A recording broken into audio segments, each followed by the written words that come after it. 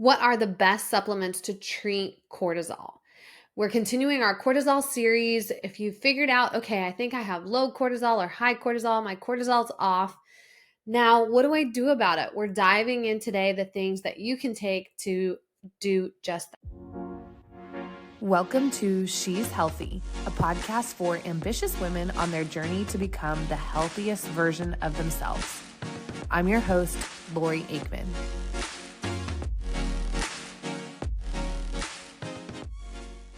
Welcome back to the podcast. If this is your first time joining us, my name is Lori Aikman. I am the founder and CEO of Crown Executive Health, where we help busy professional women regain and sustain their energy so they can enjoy the success they've worked so hard for without burning out. And we're diving back in. I think this is the 6th video in our cortisol series. We've talked about high and low cortisol, how to test for cortisol. We talked about some natural treatments for cortisol in the last episode. So kind of more lifestyle type things that you can do. So if you haven't listened to that, I'd recommend you go back. Today, we're talking about what actual supplements can you take to affect your cortisol levels. But before we dive in, I do have to give you my medical disclaimer. My name is Lori Aikman. I am a functional medicine practitioner, nurse practitioner, but this podcast does not constitute medical advice. It's for informational purposes only. So make sure you consult your doctor, your provider, your practitioner before you make any changes to your plan. Okay, that being said, I want you to know too, if this is your first time watching or listening, that we try to keep these episodes, nice and easily digestible, 20, 30 minutes, so you can listen while you're on the go, because I know that you are a busy woman like we are here at Crown Executive Health. So let's dive in. So you figured out, okay, I think I have a cortisol issue. I have low cortisol, maybe I have high cortisol. What do I do about it? So the first supplement I'm going to give you that I recommend to all of my patients, this is going to sound really basic, but it's electrolytes. So one of the things that happens is your adrenals will regulate some of your hydration, right? The balance of sodium, chloride, potassium, things like that in the body. And so what I find is, especially when women have really low cortisol levels, and caveat, if you haven't listened to any of the other episodes, like 99% of the women that I have worked with that are, 30s, 40s, maybe 50s, busy professional women, they either have low cortisol all the time, or they have like varying cortisol where it's high at times and low at times. So most likely, if you've got some fatigue, you're having drops in cortisol, and this is really going to help you. So even if you haven't had your cortisol tested, this will work for you. And we all need to be hydrating, right? I don't know that I've talked to very many women. I would say more women than not are dehydrated. When I talk to them, they're not drinking enough water. So, all right, so back to our electrolytes. So again, our electrolytes, what I find is that especially when women have a really, really low cortisol levels, low all day long, what has happened is the low output from the adrenal glands is affecting their electrolyte balance. So how well they stay hydrated, and they can have signs like dizziness, especially dizziness like when they get out of bed in the morning, or if they're sitting down and they go to stand up quickly, or lying down and go to get up quickly, they may feel kind of dizziness. We call this orthostatic hypotension. Postural hypotension. So their body is having a hard time keeping up that hydration, that balance of electrolytes and water. And there also is some component where the chemicals that keep their blood pressure and their heart rate up are being affected. You can go back and listen again to one of the previous episodes. But so how electrolytes work, right? Basically, we're not, the body is struggling to keep that balance in. And so adding in just a general electrolyte to our water can make a world of difference. I can't tell you how many clients that I've recommended this to, and I do recommend high dose electrolytes. I'll give you the one that I use. when they start drinking it, they're like, I think of a friend in particular who was like, holy cow, I didn't realize how dehydrated I was until I added that in. So I recommend having electrolytes, especially first thing in the morning. This is my go-to bottle. It's a Corksicle. I love it because it has a like a built-in straw. So when my children like dump my stuff over, it doesn't spill everywhere. This is about 20 ounces, and I put a scoop of electrolytes in this, and I drink this first thing in the morning. That's what I would recommend for you too, especially, so you're not drinking anything overnight while you're sleeping, right? So you wake up dehydrated. So go ahead and have like at least a bottle of water, a tall glass of water, right? 16 ounces, and you want to add some electrolytes in it. I'm not sponsored by Corksicle. I don't make any money off of that. I'm just saying that's something that I like. The electrolytes I like, again, not sponsored, I'm not an affiliate, is Relight from the Redmond Sea Salt Company. So it's Relyte. And I'll tell you, like just looking at the sodium, so a scoop of electrolytes, of their electrolytes, or probably a stick if you buy like their to-go packs, has about 0.5 milligram of sodium in it, or 500 milligrams. So just for frame of reference, you'll see, like I had a friend that was drinking some electrolytes that was like very popular on Amazon, but when you looked at the electrolyte content, it was like half of that. So you kind of get what you pay for. Like if you see an electrolyte and you're like, oh, this is really cheap, look at how much electrolytes in it is probably low. Relight is a little more expensive. I think I want to say it's around $40 for a container that'll probably last you a month, maybe 2 months. I think it's 60 servings in it. I do 2 a day, so I go through it in a month. Versus just in comparison, a lot of people have tried LMNT. It's very popular out there, especially in the keto world. LMNT. So that one is a gram of sodium in a packet. So for some people, it's super, super salty. When I was drinking that, I was having to dilute it in some water just because it was so strong. So again, you're going to get what you pay for with electrolytes. But I recommend having some electrolytes each day, along with, my recommendation is always around 80 ounces of water a day at least, just because you need that much water to clear out all the toxins and all the mess and stuff that your body clears out through your kidneys in your pee. So you need about 80 ounces of water just to pee out everything that you need to in a day. Okay. All right, so moving on, we talked about electrolytes. Next, number 2 is adaptogens. Okay, so what are adaptogens? I will say I use adaptogens in the majority of my patients as part of their protocol. So adaptogens are herbs that have adapted to live in inclement weather. I always go to talk about this and then I forget, I haven't looked up. I want to say ashwagandha was like one of the first adaptogens that was found. And I'm sorry if I'm getting this wrong. So adaptogens are, again, plants that like evolved to exist in places where plants don't normally live. So for example, I think one of the first adaptogens, I think ashwagandha, is a plant that actually grows above the timberline. So if you go, I'm in the US, you go to the Rocky Mountains, you go to these high elevations, there's a part where the elevation is so high because the oxygen is low that the trees stop growing. But they found these plants living above that elevation line. So the plants had adapted to live in this climate, in this condition where plants don't normally live. So somebody thousands of years ago just, figured out if people took these plants, took these herbs, that it helped us to adapt to stressors. And so adaptogens have been used in more Ayurvedic medicine for like thousands of years at this point. So, there's a couple different things with adaptogens. There can be adaptogens that are stimulating and then adaptogens that are calming.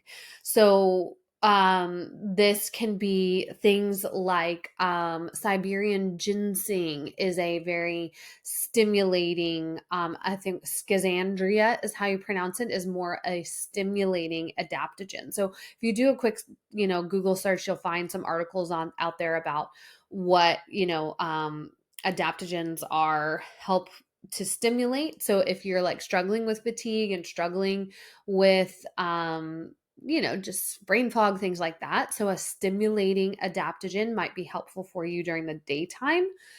And then on the reverse, the more calming adaptogens can be helpful at nighttime. So, that's what I actually use with my clients. Is a lot of times we're recommending a daytime blend and a nighttime blend, and you'll find that a lot of times if you look on the internet. I will put my link for Fullscript in the comments. If you want to check out some adaptogen blends, I personally use Fullscript, which is a supplement distribution company. It's just, if you're ordering, no offense to Amazon, if you're ordering supplements off of Amazon, the quality and control stuff is not necessarily guaranteed. Like some supplements have to be maintained at, a certain temperature and things like that. And when they're in the Amazon warehouse, that isn't necessarily happening. I know I've seen other stuff about, are you really getting the actual supplement? Did somebody just like find the bottles and are you getting fake supplements? So personally, I use Fullscript because they are very regulated. They follow the recommended guidelines. Certain things are shipped on ice, if they need to be refrigerated, stuff like that. So I'll put my link and you can go in, and I believe you get 15% off if you use that link, and you can go in and find some great companies that have adaptogen blends. And a lot of times they'll say, this is a daytime blend. This is a night, take it in the morning or take it at night. So without getting into too much details. So again, then you're going to have your more calming adaptogens that, would be better at night that can help with sleep. So this is like lavender, chamomile, trying to think what other ones, lemon balm, are, those aren't necessarily adaptogens. Those are herbs. But again, those blends can help with it's and let me specify, they're not actually necessarily directly treating their cortisol levels, so they're not actually raising your cortisol or lowering your cortisol, but they're helping with your stress response. So I kind of think of these, I kind of explain them a little similarly to like antidepressants or, an SSRI. I remember explaining, to patients, okay, it kind of helps the highs not feel so high and the lows not feel so low.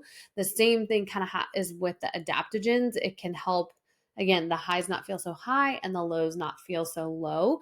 And then your stress response being more regulated keeps the cortisol from firing as much, if that makes sense.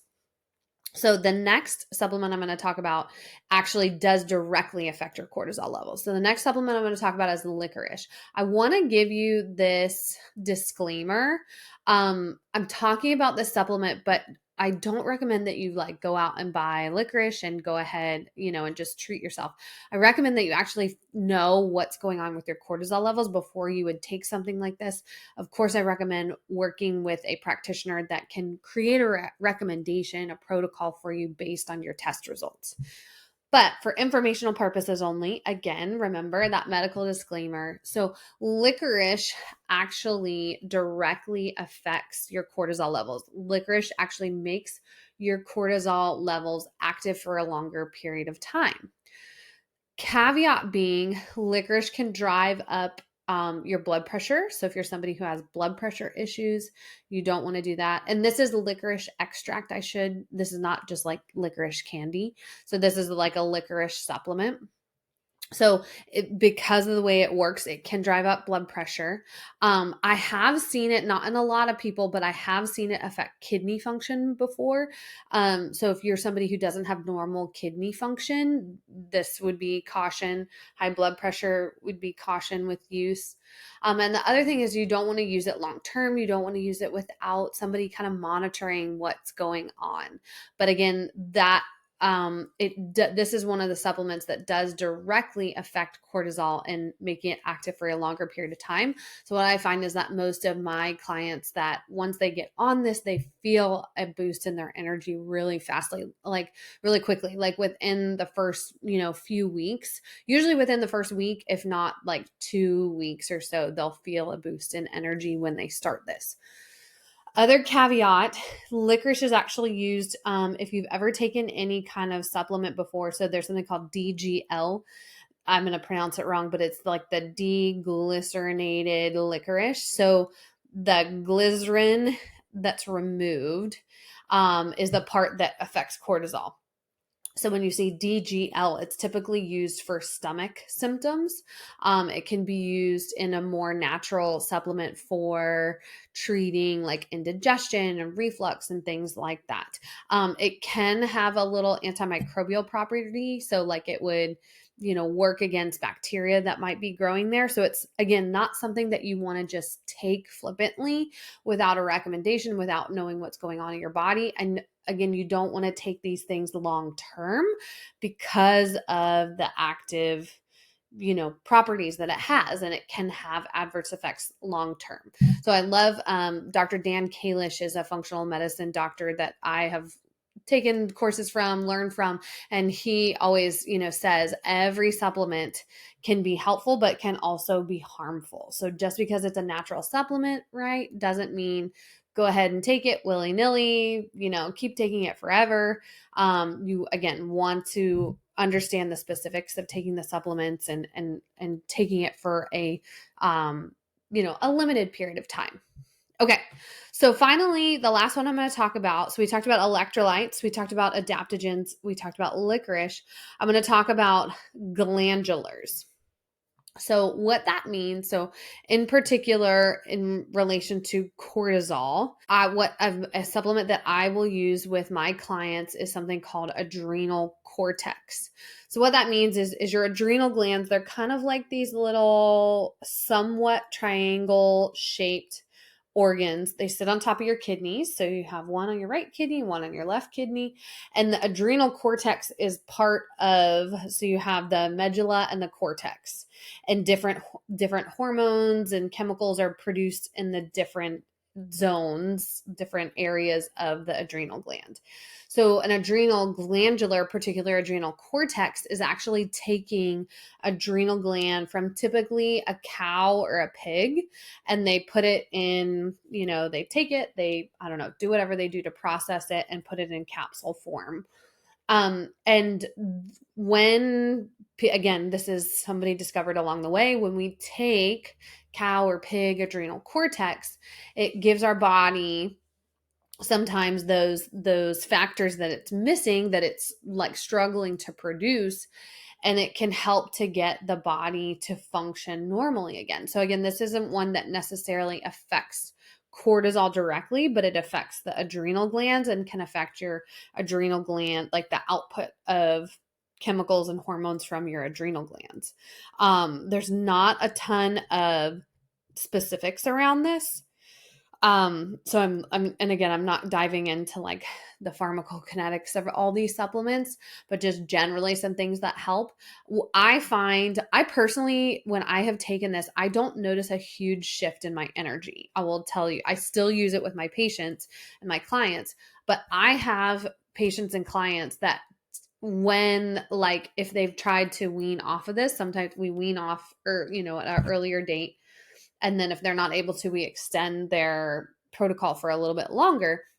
And I've had patients, when they wean off of this supplement specifically, they notice a huge change in their energy.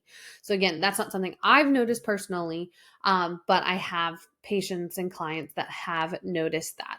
So that is something that can help to affect your cortisol levels and to help bring up cortisol, because it's applying those factors that your adrenals are struggling to produce. Point I want to make with all of this is the supplements that I'm talking about. So the goal, I always tell my clients, if they do have some adrenal issues, they do have some cortisol issues, is that the point of taking these kind of supplements is to get your body functioning normally again. Like, these aren't supplements I want people taking long term, again, because of those potential side effects if they are, taking these long term. But the goal is that we're just kind of helping their body to get back to that normal function. And so we use supplements to help do that, but then we are going to slowly remove those supplements and allow their body to kind of pick back up and to function how it's supposed to. Rather than, like, these aren't supplements, again, that I recommend, like, oh, just take these indefinitely. If you did have a truly damaged to, truly dysfunctional adrenal gland. So what we're talking about with these cortisol issues and treating cortisol is like where the adrenals are taxed, versus if you had true Cushing's or Addison's. So those are high and like where the adrenals are not either over functioning or not functioning. You would actually be on like prescription medication for treating those. So again, when we're in this middle where there's adrenal insufficiency, adrenal stress, HPA dysfunction, that goal is, again, using supplements to get the body to function normally again and not being on those supplements and relying on those supplements long term.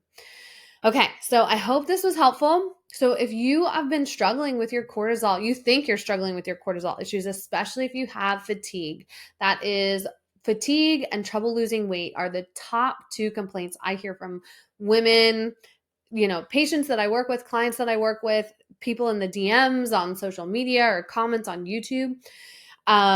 If you're falling in that category, you're like, yes, I'm so tired. Like, I need more energy. I can't get through. Even if I get a good night's sleep, I'm still tired. I hear that all the time. I created a new free resource for you called the Essential Energy Shift. It is the one essential shift that busy professional women need to make to regain and sustain their energy. So this is literally stuff that you can do at home that are going to affect one of the root causes of fatigue. And we give you like a little playbook, a little workbook to go along with it, and some other nice free resources. So I'll put the link below in the show notes or the comments. If you're watching on YouTube, go ahead and click on that link and get access to that. That can really help you start to make some strides in just those lifestyle changes that we're talking about in that. I've had patients have a significant improvement in their energy with just doing those things, even before we have test results back and stuff like that. So, all right, make sure you grab that, and I will see you in the next